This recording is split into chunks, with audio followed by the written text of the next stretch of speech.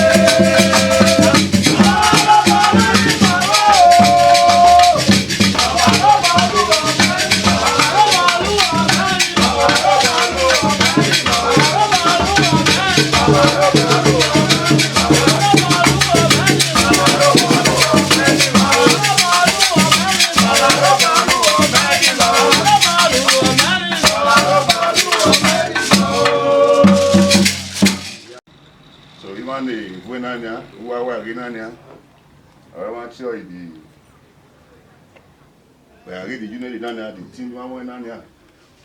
I Agbawolo Esan people of Esan people worldwide. However, both are the indigenous people of Esan worldwide.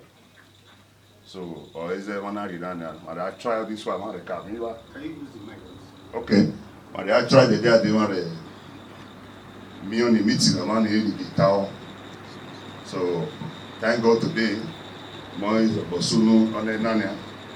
Those some Mama said now some of the members in Nanya because since we are abroad, different states and all. I want to work as the first meeting. Makanini limited for so from time to time. But then we have say now yet.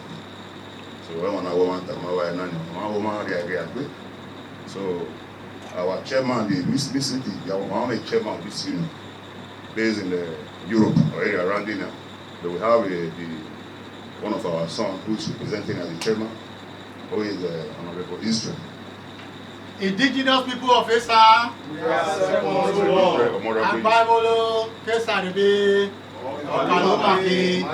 I think he's also the coordinator of different coordinators across this Esan Southeast government, 5 government. So I have control there. So, even though we are going to do my communications location, maybe a PRO. So, very good. Those also known as Arenke. Right, so I want to give maybe touch you many. I want to face a lot. Okay. I'm not going. So when you with me, our member sitting Nanya, or Mr. Samudiame Oppo, is the secretary.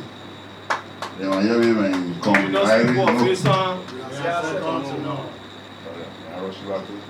So we also have Comrade Irene Lucky. So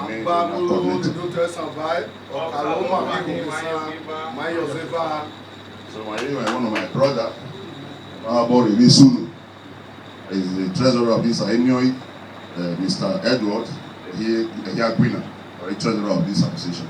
Agbabolo ni Dr. Sabai. One of our brothers, Norway, big Tabaman, the Asunu, Narakan, Yotes, and Mr. Yanobo Miko. Indigenous people of Esan. We are second to none. So any day so this opportunity wanted to see our dancers to just display briefly before our acting chairman who is representing the chairman.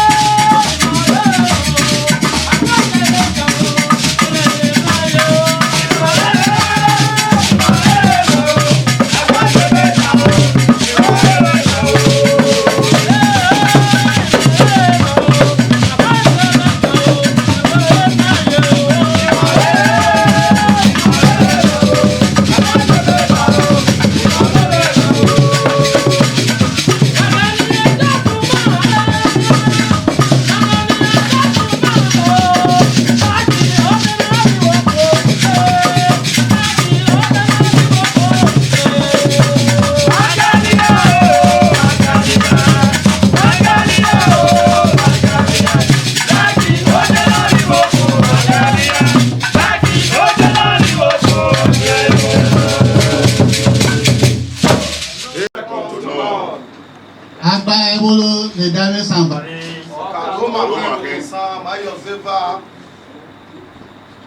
enije ki Esan de bebe be somudia ukegbe ki Agbaewolo People's Forum naturally Indigenous people of Esan yiba enije de be zaiki bahato akikai Ukebeki, our great convener, the founder of this association, Omo Nubo Habie, no Nyebi Europe, Comrade Igbe Ewodage Okosu, Meyi Enije Kesaribi Zaiki, Bahato Bakihai. Meme Somudabi Iyalo no Seba Pede Kelena.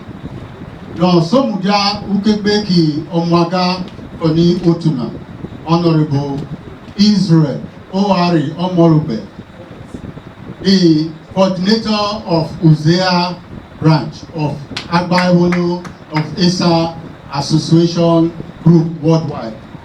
Meyi Enije Deribesa Debi Zaiki Bahato Bakihai. Honorable Agbaewolo Esan People's Forum. Ede wọ́n tún àgbọ̀ èso ìdìbò tọ́ Esan. Èso ìdìbò jẹ́ kẹ̀kẹ́ ní Nàìjíríà. Èso dáhàrí ní ẹ̀wọ̀ ìbò.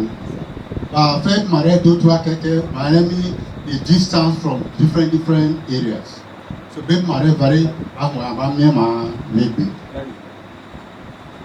Ọ̀nìmíà yẹrẹ muba elokore ono tuna ai mo igbo round dege ma moi ahwo mo igbe bi ono tuna oni san erebe be gada me otu ehun oke haribu oto Esan be gada me ofu igbe oke haribu oto Esan be gada me otu ehun oke haribu oto Esan ole ono tuna da sikokore na hazilo eba da mege enemi me kanore keke na eke hasunu oto Esan owe mi aye gutabai oleki onutu na ma aye mo igbo na re ha mo yere ki iwo ke san no zede samada de ehia ne mwesa mo kere ehia no zena da ha he mo Esan ejeje orehi owe no ribo oleki oni Agbaewolo People's Forum my say ye do to amaki haro koria oni sana ni mayoge or my wemo I made your da hakebo ahame I made your da hakebo maki lolo iwo to keke maki o Kevin maki lolo fo maki hari ayo ko kama bi manu ye e ba ki mege ma sabo tarege ena biena eke wo to Esan bi ma ka luye na da mege eni sigba bere beke ma sabo enona eke ni ololo tuna da ye ba da yo de imo Esan eri ona agbona ma de sabo so that ile makita me giro mo ni ma ri ayo giro ni ma ze ba mo ya ba ni ma ri ayo be gada me ba ni ma rese eke oni ole enije Esan da super dokere mai rebo enije Esan mahazoni lo na mai edi sabon ni be ya sabolu na da mi ege oto Esan o ki fure na hamene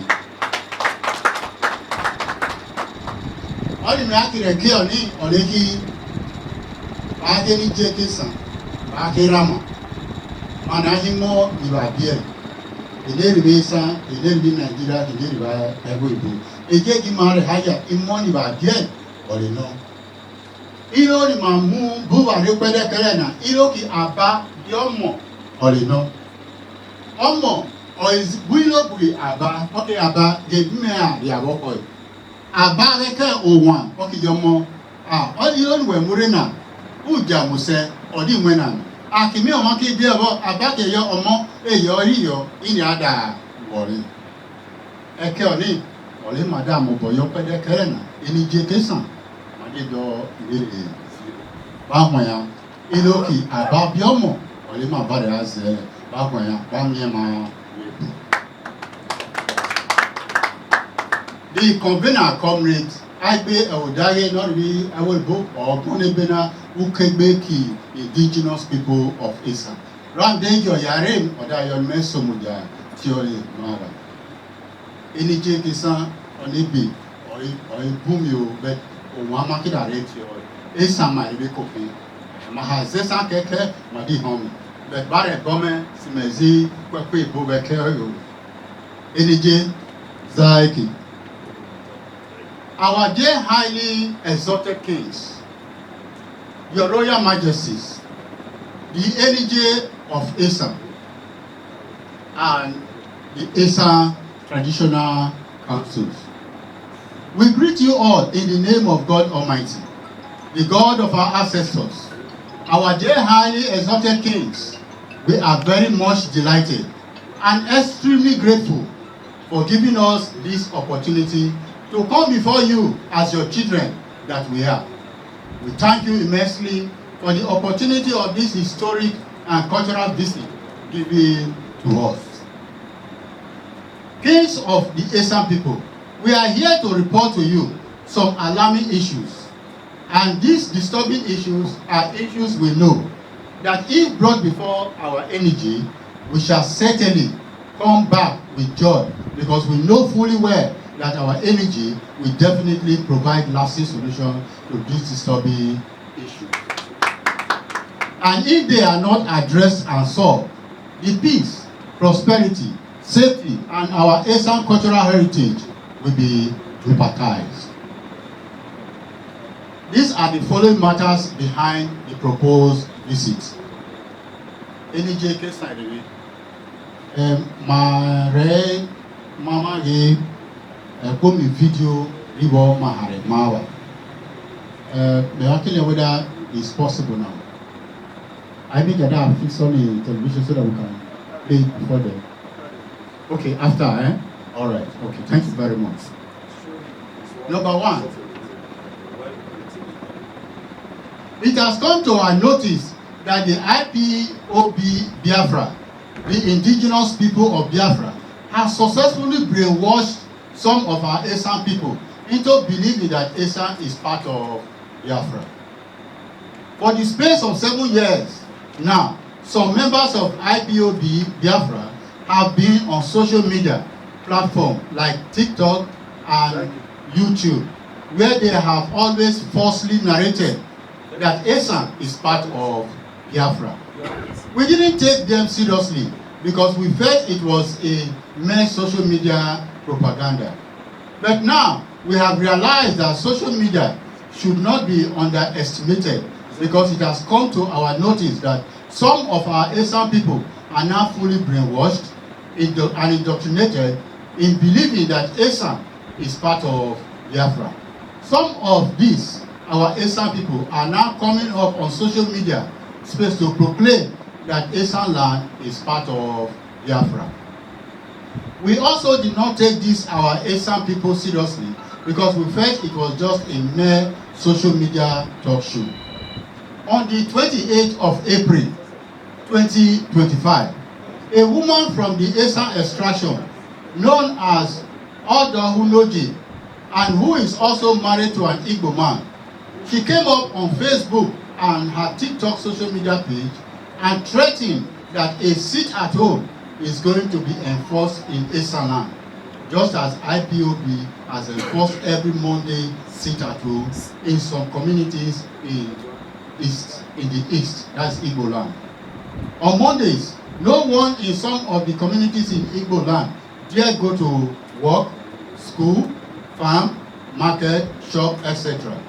If any falls to this to observe this IPOB enforced sit at home, the IPOB comes to kill the people, burn the belongings of people who fail to obey the enforced sit at home of the Biafra.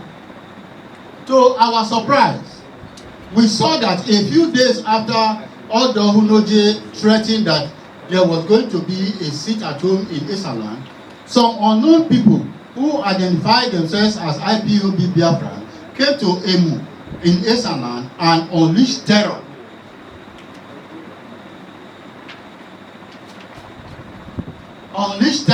Particular place there in Emu. They burned down passers-by vehicle in Emu. They were shooting guns sporadically, and people were running for their lives. Your Royal Majesties, our Esan people have been suffering from Fulani herdsmen brutalities, and now the IPBO group that the federal government of Nigeria has been proscribed as a terrorist organization is now in Esan unleashing terror in our land and our people. Your Royal Majesties, we believe that you can use your fatherly and ancestors, your fatherly and ancestors given wisdom to call on Monday Okpewo, His Excellency, the Governor of Edo State, and bring this matter before him by letting him understand the need for the governor to use his good office to work towards making sure that Odo Hunoji, who is based in Spain, should be extradited from Spain to Nigeria to come and face the law. Because if adequate action is not taken, those people responsible for promoting terrorism in our land will not stop. And so, for the benefit of rightly orienting or rightly sensitizing Esan people and the general public, it will be better if a public briefing is put out to educate people by letting our people know that Esan land is not part of Biafra. The leadership of our association will be able to give comprehensive public briefing in this regard. Thank you. That is about the insecurity that we experience. Because my Tamawa, my daughter Makiha, or Foinabo, they are Sunuoto Sankeke. Onani mana kiri my perege my deal. That marry my baby. Kola North. We have observed that in any assembly where the Esan people and the Benin people are gathered, and if there is a need to anchor prayer, we the Esan people will have to seek a Benin man to come and break Kola North and pray for us. Your Royal Majesties, the NEJ Kings of Esan, we see this act as a cultural disorder that wrongly translates Esan to being inferior or a second fiddle people. We the Esan people should be the one to break our own Kola North in our own country. We would help restore the honor of the Esan people and automatically erase this systemic practice long orchestrated by the Benin to make us their subordinates. Ariel Maria Olehoni, Madame Marebu Energy, by a name.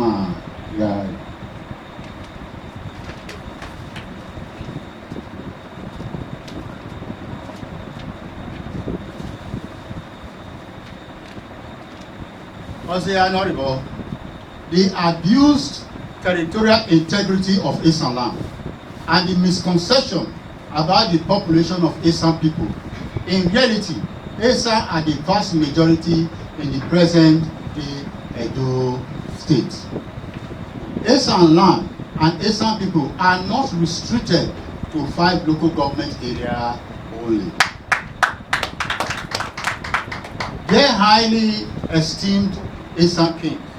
Before the creation of Edo State at about August 27, 1991, the Esan people who are outside the 5 local government areas and the Esan people located within the 5 local government areas ceded to Esan, we all identify with ourselves as one Esan people, irrespective of our various Esan dialects, Esan language. We upheld our Esan unity. After Edo State was created, and during the creation of local government area to each senatorial zone in the present day Edo State, the territorial integrity of Esan land was knowingly and unknowingly abused by way of carving out some Esan people and some Esan communities into the Edo South local government area and the Edo North local government area. Based on this abuse of the territorial integrity of Esan, we the Agbayebolo Esan People's Forum are calling on our traditional rulers and our political allies to look into the need for a proper territorial adjustment of Esan land, and more importantly, the need for more local government areas to be added to Esan land should not be undermined or ignored.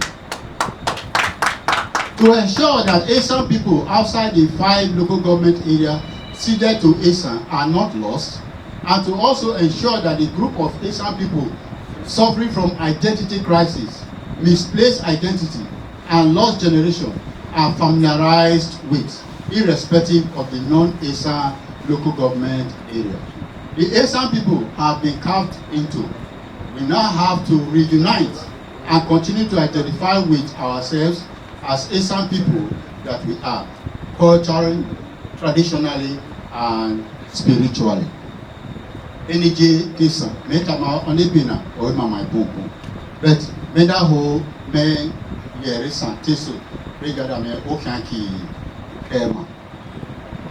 There are Esan people communities in Esako. We have some in Owan.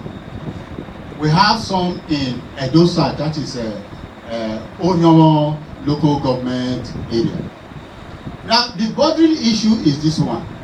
Why they were creating the local government? Why are they not interested to carve from Edo South and add to Esan? Or carve from Edo North and add to Esan? Rather, cutting from Esan to join Edo South and Edo North. We look at that to be a kind of disorder. And we believe clearly, like people from Ideguanwine, Ebora, Ewari, these are common communities that have common boundary with Uzea. I am from Uzea. We speak Esan fluently. There's no difference between our languages. But by a geographical demarcation, they are under Esako East. Now, there are some like the Ijakmen, the Avieles. They are part of Ewu, but they are carved into the Esako. Then we also have those that are also carved into Oma and Ukumode. These ones are clear evidence that these people are Esan, and they are part of us. Because of political demarcation, they are no longer with us. But Esan, Okpa, Olema, Koki. So there is the need for us to embrace these people, bring them back to Esan, and that's why we are calling on the energy of Esan.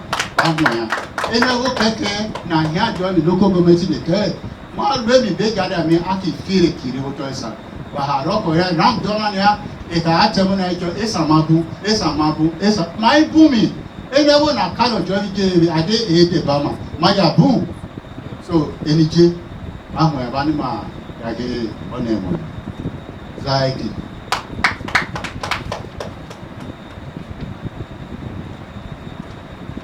There are some historical emphasis on this, but time will not permit me. I didn't make a hand on it back in the theories of some of the accessories ma tabai record.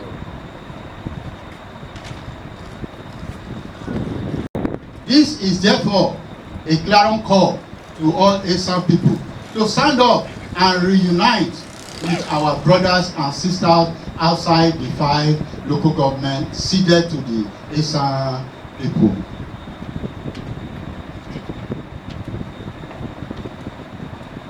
Ozene Norweke Mabo Sunu Koleki restoration of royal symbol and regalia for the Esan kings. It is often and correctly said that you are addressed the way you dressed. Now the action needed there, we have to develop a standardized and majestic regalia, ceremonial symbols, e.g. staff of office, royal attires, royal palaces, unique to Esan culture. And the Esan power, I came here. We have worked in Esan or Leonafi. Dear highly esteemed Esan kings, It is devaluing for a king to be casually dressed up when in public. And it is out of the supposed place of Esan for Esan Energy to dress up in a way that doesn't reflect the Esan way of dressing. For example, agbada and kaftan is not the Esan traditional clothing. Though there is nothing wrong with those dresses, but it looks out of a place for our kings to be seen in public places, dressed up in a way that does not reflect the Esan traditional way of dressing. Great kings of the great Esan people, may your days be long. We are your subjects, and most importantly, we are your children. We, your children, hereby deem it fit to suggest and propose to you that there should be energy regalia made from Ukpe-san, and also known as Bolo and such. Regalia should be specifically restricted to our energy only and should be prohibited for non-Esan energy. Bakmoya, Lei, Katamawagi, Ilon, Mamure, Iloki, Aba, Yomo, Olino. Ege Mare, Vari, Madame Navi, Oni, Eguani, Kikiri. Oda Kirini, Ekamuri, Dawu. That will fire you. I mean, that is a man that will so anywhere where me the chiefs, where will let me get chief Esan or you know. A man ali ye hat about he my ye guano mahami any Esan without being told make your Esan or le honor. So only my be back by Lima Rocco. Yeah. All right, the other one that we are going to discuss here, it has a political tone. But my energy, Esan, Elenyo Toysan, Ele Belogo Toysan, Ebe Yoye na Lubo Toysan, Olalu. Ega Tami Gometi, Onego Kamana, Inamaho Naha Lubo. They can pass it to the Edo State House of Assembly. They pass it into law. Okay, Ubi, Imaka, Rekan. So we are also looking at those areas where the energy will also involved. Cultural Reformation Council set up a council of selected energy historians, youth reps, and cultural experts to review, modernize, and standardize Esan traditional and rites that are outdated or controversial. The indigenous people of Esan Association worldwide would love to be part and parcel of those that shall be appointed for such council. The reason is this: we want to ensure there is maintenance in the cultural pride of Esan while reforming the practices to align with human rights, inclusivity, and contemporary values.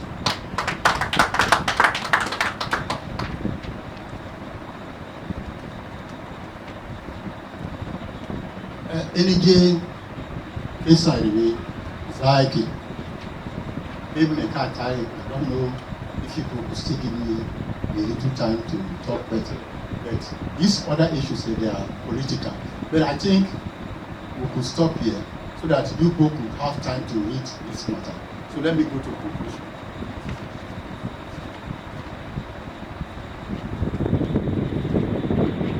The great energy of Esan land.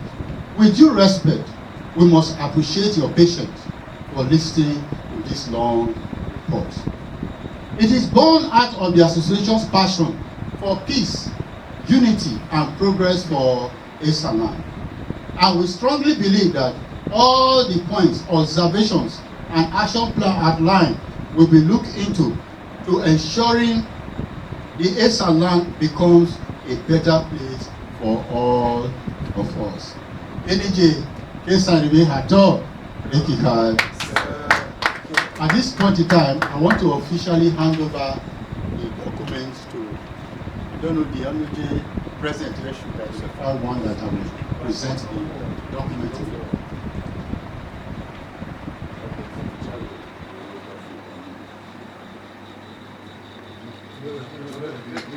Friday, on behalf of indigenous people of Esan, actually Esan Agba Rore, the Lawoto Esan Bari. This address read to be in the palace of the Ology of Togo. Give me fit to present it to you.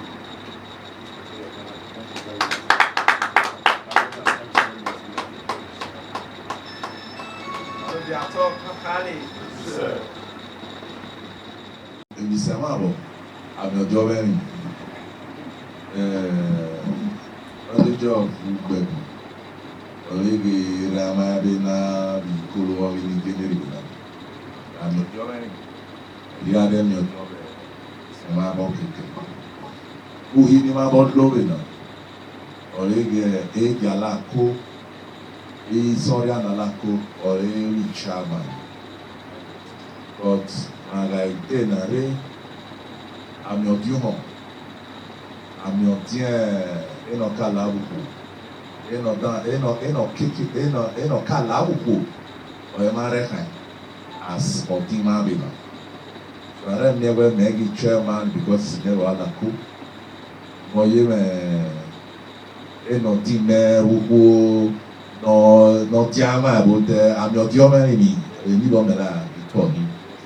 So on mama no ibo kama le otu na riba bokia be kwa no gwa ndo ada se na ere on behalf of Indigenous riba na ruba bokia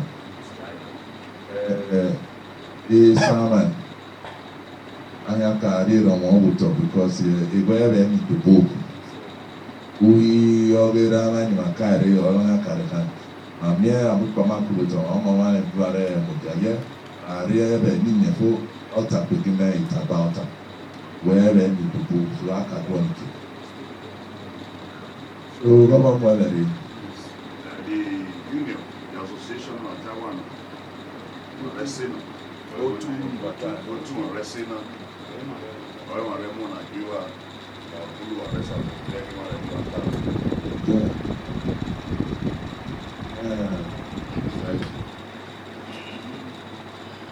Bàbá rẹ̀ rọ̀ wọ́n níbà owó tán.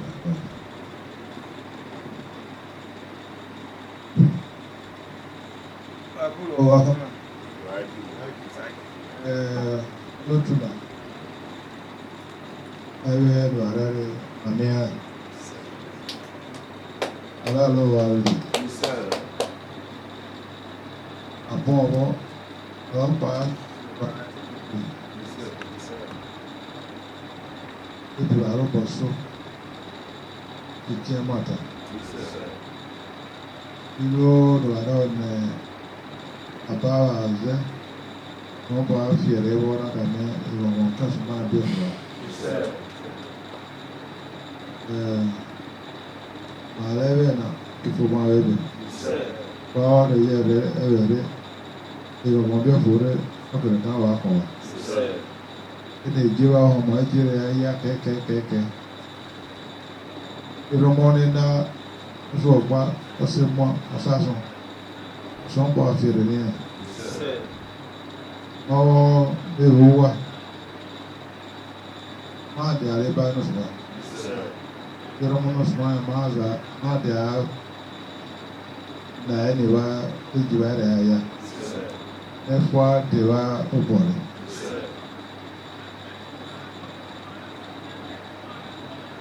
Akụ ọmụ ẹrù àwọn aṣọ ọrọ àwọn ọdánù iwe ọdọọdọ ní màṣẹ tí wọn bọ ẹwọn ẹmà ní má rẹ gbẹrù kótó bí ara ewé dẹ má dà mẹwàá bíi màá ipò ní ọmẹdẹ àákàmába. Imi no mene ole malu. Iwane uwa me. Imani wa do itawe iwena. We iwoma resuwa. Uwa. Sílẹ̀ lè rí sàn àtọ́ ìfàlẹ̀. Serious.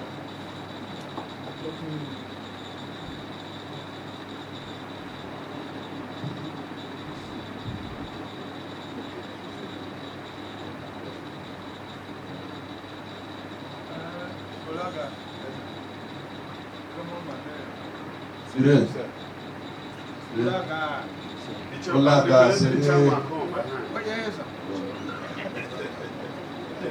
Where are you, Laga? Where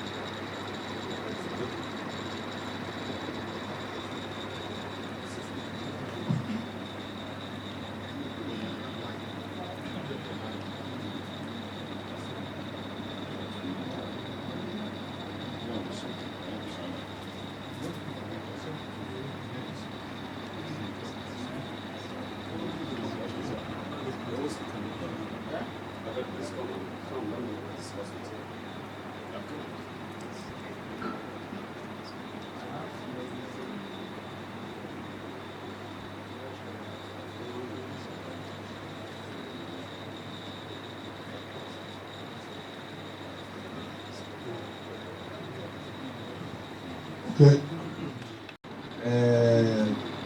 Agba Okotonya.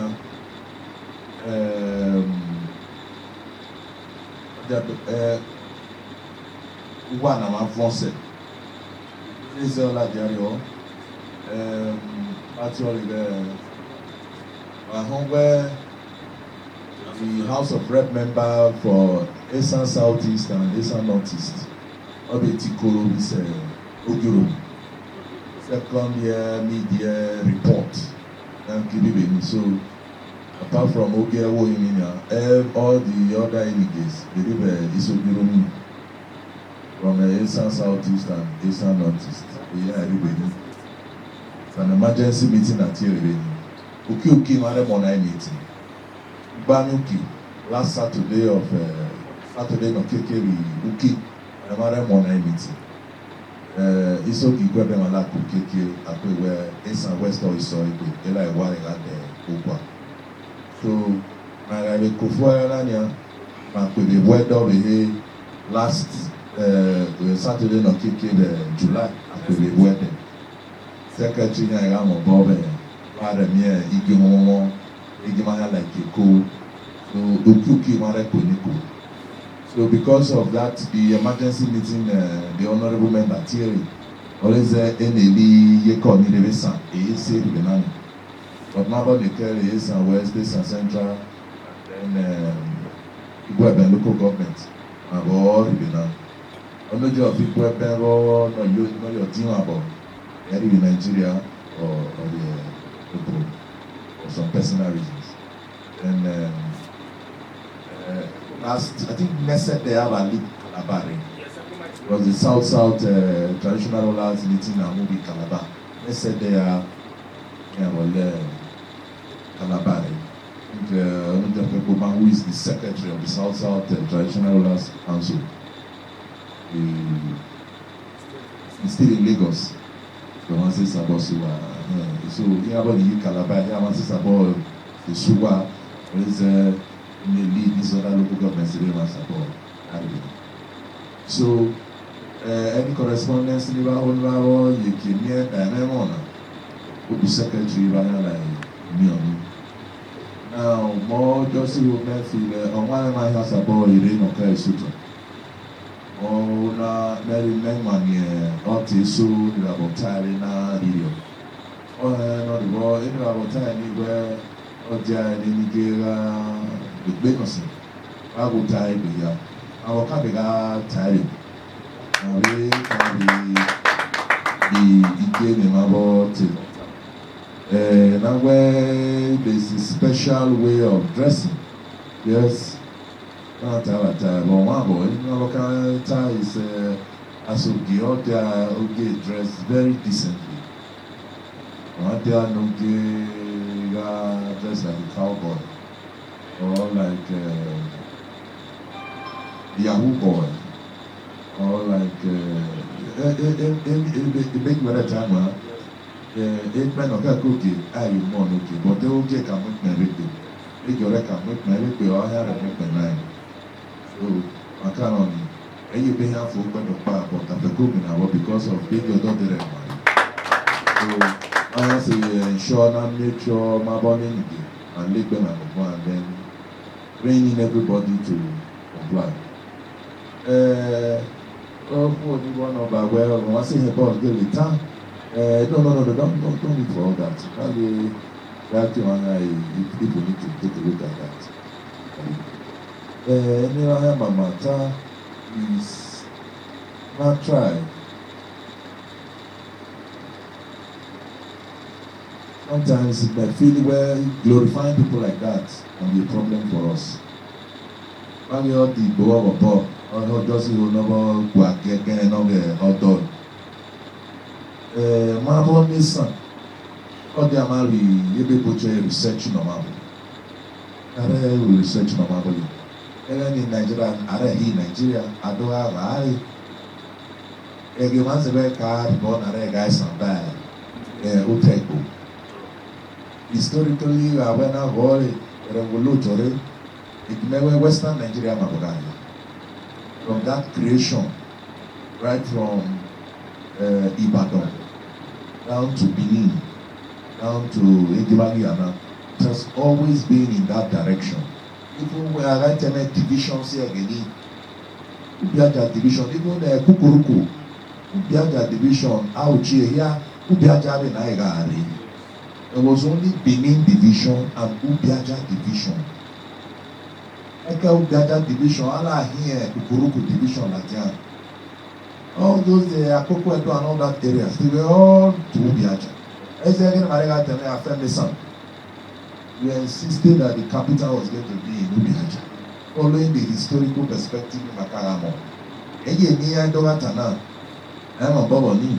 Any what here, Mina, so there's no going in that direction at all. The market card again in Makara will be high pop. I'm not go there, and we will not be there.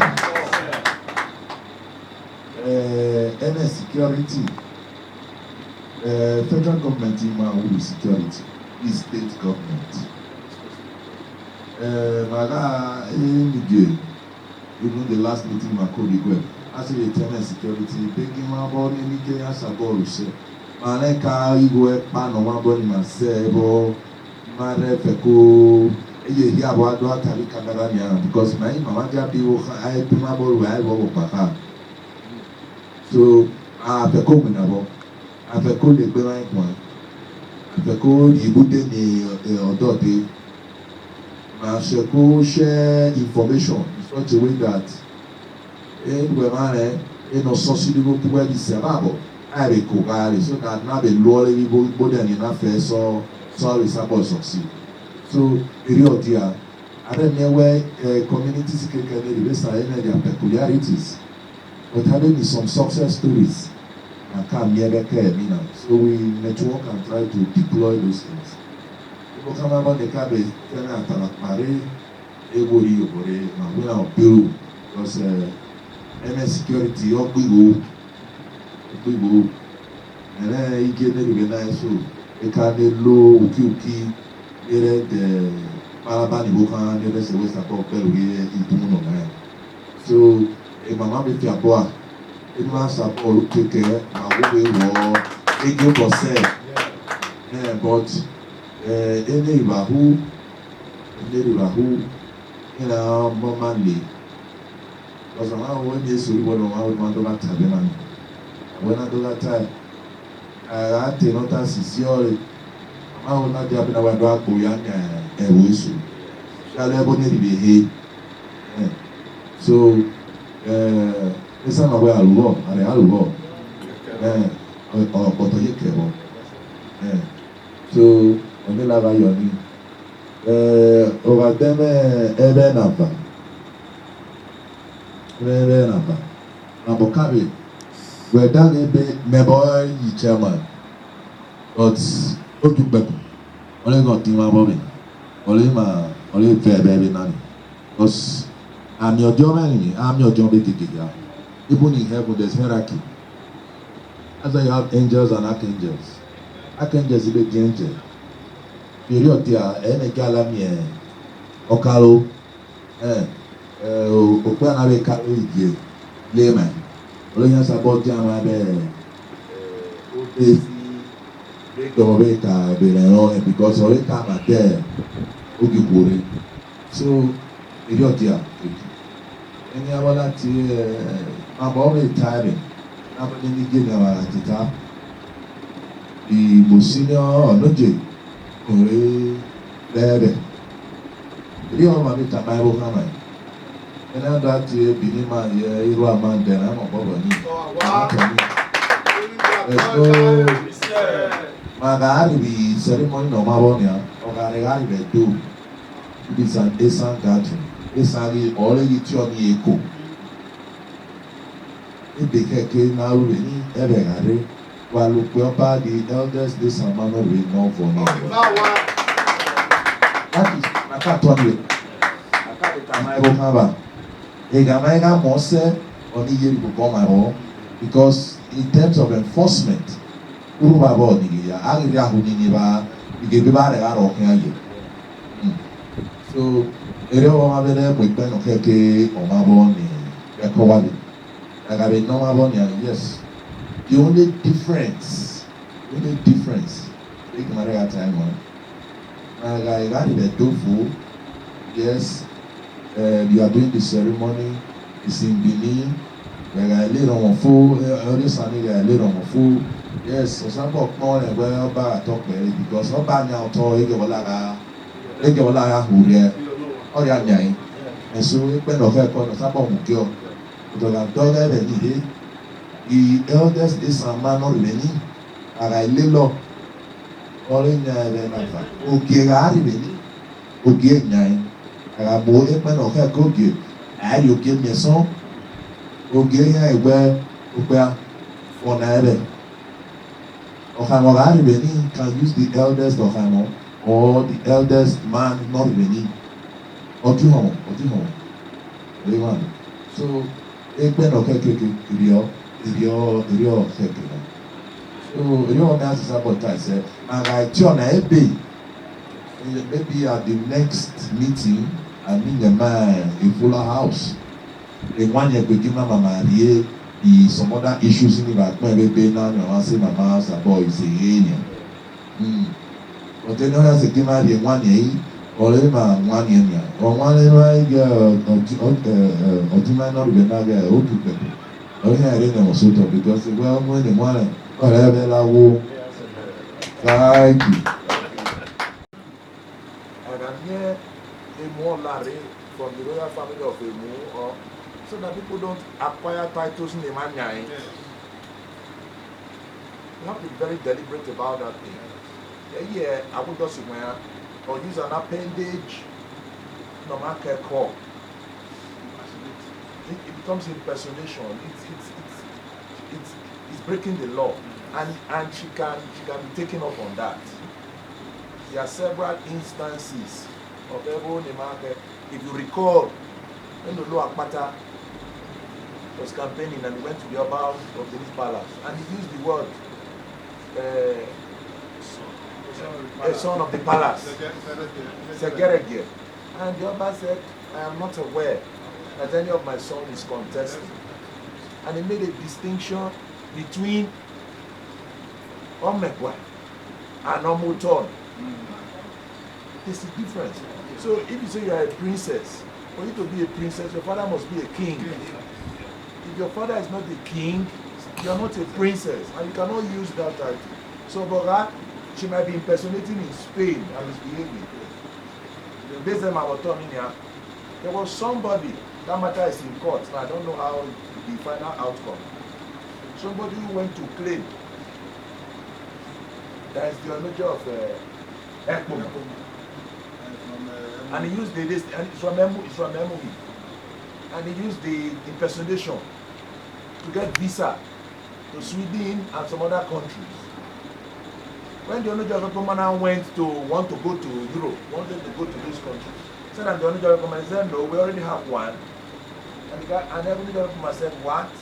I would like to know you. By the time he called all the Ekpoma people in Abuja and all that, this is our cycle. And what of this one? He said, this is not our cycle. And they now traced and got the man arrested.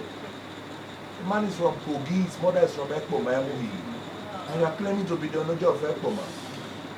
And the matter is in court, like I said, I don't know how the outcome. But those are everyone me baby na no matter. Part of the quarrels we have with some people here is the use of the word honorable. Anybody should open your dictionary, Webster dictionary, matter load before. The common meaning of honorable. You must have been elected to a legislative house. Not appointed. So, even if you are an elected council chairman, you do not have a right to bear it honorable. And when you put it across, because they are politicians and they kind of have some little money and they are making security, but then they are like, why are you putting me down? I cannot know and deliberately join in that stupidity. I won't do it. It's outright stupidity, ignorance. So, oh dear, because of this issue of princess no low so that we will shame those people who are bringing shame to us.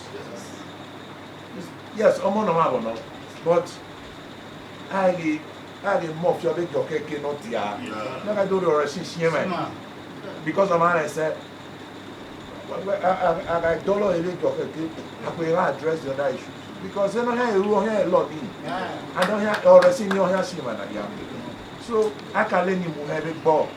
I got more big okay not here. I will not really carry. Let us be very, very careful here. We cannot know then any about time communities the simple thing may have to the way some it's not just a factor of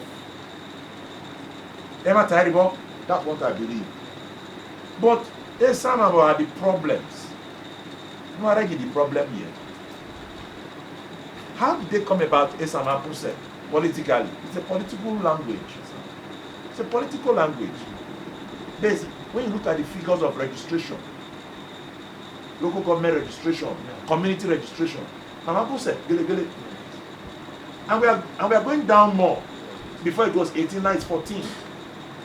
They said, people come and go and register what? They go and register in Benin.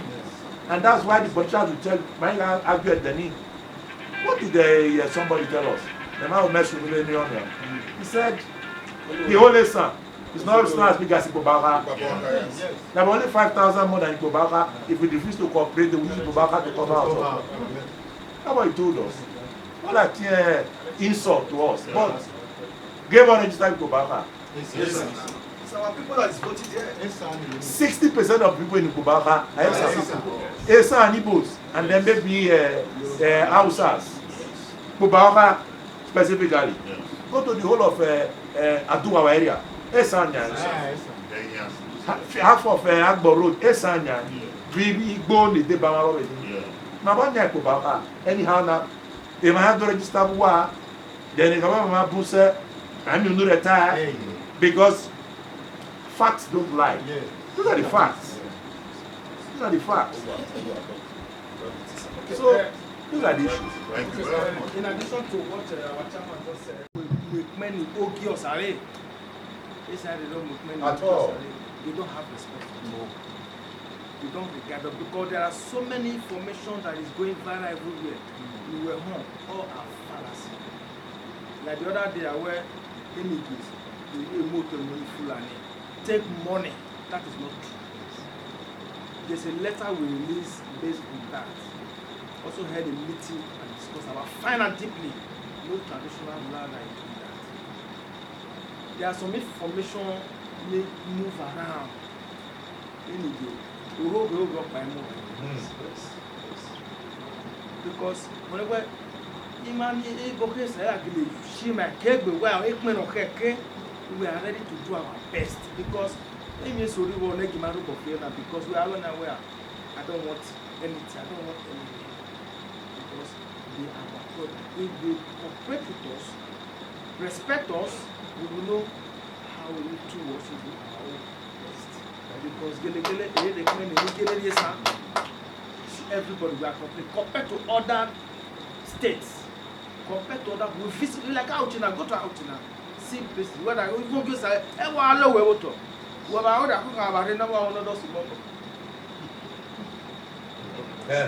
yes, that is the truth. You understand now? Because at least when you respect your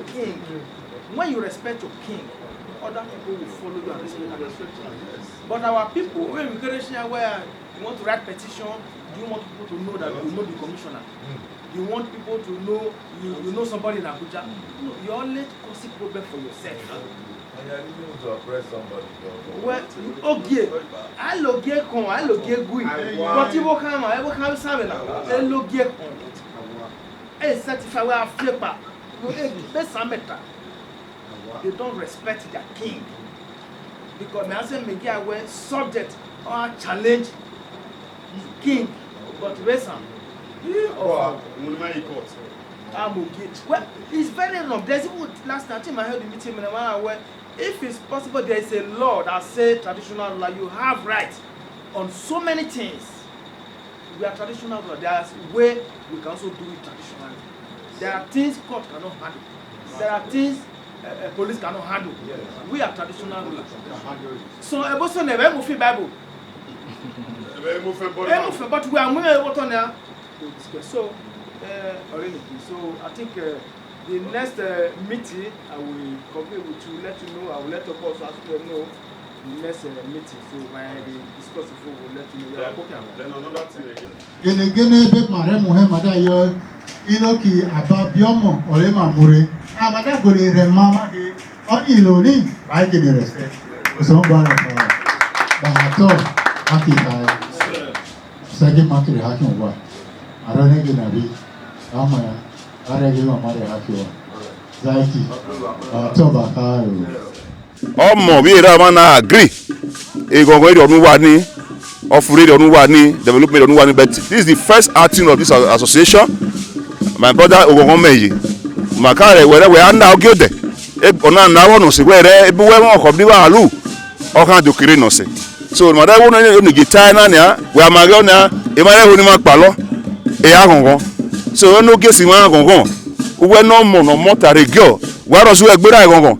So we are really happy, overwhelmed, and maha ye ogra huma kirerune or rahuma which me say be mamoko or yako. So maha yorunde ni na mege onesana beni mare tama haro lu o geni dewo. So wana we ne wa ni je our bulu wana wa me atomaga imani vio with the subject ma ye rito ma re guy so ma re ke vitama gima ye kike. You have to respect your traditional. Ono Jesu we under your domain, your custodian. Ba rekpe no nigi. Ma to be my momo si ma nigi kodalo. A egbu wajo de we arono Jesu we so toji we yo we ro nu egbu we ro unu. So na re ma ta na na that ma eta ma bi ma re jeri aye. Ni ma ro ekugbe ma re mono Jesu ma ki ohun na mi on the committee si ma say mu na ma ta na o gene kodalo ma. So we want to make the cover this our meeting. So we don't want to tap so that maybe the next meeting again might be coming. Obulaba ọ̀pá wọn ni mẹ́ta nọ̀wẹ́lì bí ìkọ́lọ́nì bá yọ ẹlẹ́ náà yàn níbà ní ìnìjẹ́ yó bí ẹgẹ́ náà wà rèé pé bí máa dà á hè ọ bí máa dà á hè. Okay, money association. Yeah, well, this is the first outing. The first outing or determine on the way getting the was when we erima even we agree to run the kugbe e dey ba were the run na where you must have backup Every culture, tradition, customs and value. Any I move. If I need to come, I be agwan. If I be anugi, I be body aye. So I be vary no any time. I be damanike. Ge be man mi odalo. Any case man, I be the barre we ebe alu. So with this meeting today, my brother, I think we go manage. So onana tamama ge onu ndeni within a short time. Maha host meeting baby. Conference meeting will be coming very soon. Only cover the whole Sarebe. Since my huru say nije, everyone in my time ere civil, ere romama, ere ahuma rekia. So be no don dey ni if my rain say on the judin Sarebe, ahurima kuma dey orunde. So my message to other sons and daughters, this meeting all you political meeting, all your association, all your club, all your courtesy, Osimarebe, no, we want more people to join us. So that when I'm yona uni, the rune, ma who we are dagoni ma yona, where Esan working, we are proud of Esan and we proud to be an Esan. So Obulu sir, whether Sony wanage we are whole agmo bebe agmo Esan ne debani association na. Only association na seba, bibada ni agmo boye. Okay, Ben Wetawana, I'm the PRO of this meeting. I think sorry, association not meeting, association no. Agbawolo Esan people of Esan Forum. Until we are hiring English, we are indigenous people of Esan. In as far you are a citizen of Esan, you are an indigenous of Esan, you are already a member. But we want you to officially, whether you are officially the back, we no most of these things all now say they are one. So most any return review and say so with this now, this is the first outing. Okari work, but more ya bunya. So we have the link, we have the contact, we have the TikTok, we have the Facebook line, everything online, even website. Where go down, go, you see some of the contact, the information, nowhere at the bar. So that a time we come, by the grace of God, before the end of this year, I think we'll do general Nemuribia Ren, I think whatever Kamuke, so I believe with time short, it's going to be more better. So thank you. My name is Comrade Kingsley Okero. I'm the PRO of this association. My name is Edward Eyagwina. I'm the treasurer of this great association, Agbarolo People Forum. In the English language, is Indigenous People of Esan Association Worldwide. You know, today has happened to be a very monumental day for us, historical one in that matter, because we have met with our fathers, the kings, the 35 kings in Esan land, and they have endorsed us and told us that they like what we are doing, because what we are doing is it's like a humanitarian to carry Esan forward, because we have look back and front. We need adequate upliftment of Esan culture and Esan tradition, because these things are falling away because of this westernization, and we have come here to let them know that we, the sons and daughters of Esan land, we want to reaffirm and we want to come back to let them know that we want to start having this communion relationship with them, so that our heritage will not be lost. I want to ask you something. This Esan Association, or Indigenous People of Esan Association, what does it entail in general? First of all, our organization stands for humanity, and we believe in Esan culture and tradition, and we believe nobody is Esan more than any other one. As far as you are an Esan person, you are true bona fide to be an Esan person, and you can operate as an Esan person worldwide. And this association is an association that is open for all Esan indigenes, whether home or in abroad, so that you will know how Esan is, the history and our cultural heritage, so that you will know where you are coming from. Because we have no time immemorial, most of our people, they don't understand or know Esan true history. They are distorted history here and there, flying in the social media. And this organization is part of the organization that is standing firm to debunk every wrong history being narrated by any other people that are not Esan, or even the Esan people that are erroneously narrating our history in a wrong way. We stand in the gap to correct them. So that's the reason why we established this great organization, to move Esan forward and to let all Esan know that we are great people.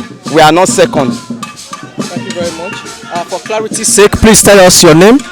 My name is Edward Eyaguina. I am the treasurer of this great association.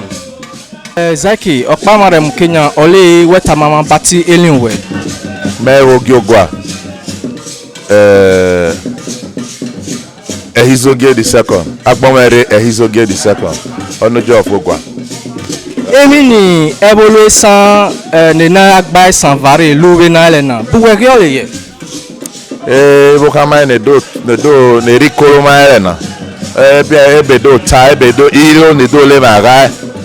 Owo se iro na gabu pede. Owo mama ti mabo. Begerere. Do teme emesan rio bare sanre ame. Be mare agbeloge oto Esan no mabo ye. E mare ga mwekme no keke oge mwekme no keke mabo ni bi Esan begbe. Mare ga be mi ye be eke Esan no mana. Bare vebe ye bare romono do ye bare le nemi ni hia ye na la miewe otiti o Esan o ga zegbe la bian. Oye dole maga na mago selo ba no ri ahuni ra bo ne mu ori anosen. No ri ahuni ade mere ga le mai doluku mai begere ga yakeke. Sir, Zaki, meho ni meno. Maile mi ge ono jesema ni oto Esan. Elu lomi efinefi. Okpa no aba oleshin regime.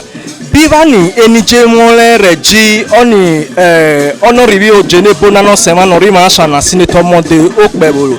Biva mo rejole na re miege utuohun emiesi o varebi oto Esan na re miege Esan ole ege sole ole mayenya. Esan o nakin. Mabo ni bi Esan. My boy is a call not balolo pod. Effort okpa. Then over two gikoa. Me san be. Dala sabo dole san because ege san na kin big were time. Ege san na kin. Na re miewe ege no ya gbebuku. Ogi miere sabo dole san dole do state. Zaki, be kani ena gbona de variable na niba Taiwan. Eda jimale ge ege no ba regbe. Agbon so won ni oto egbo vare wege Esan ge ima de bale. Oro tani buwege oyeye. Oba ka mege ni mare de ba oto egbo. Re luto muherade. Ma big bo ma ka kasike gbe abien na we ma bo okpa ma isi ma isi pere okpa.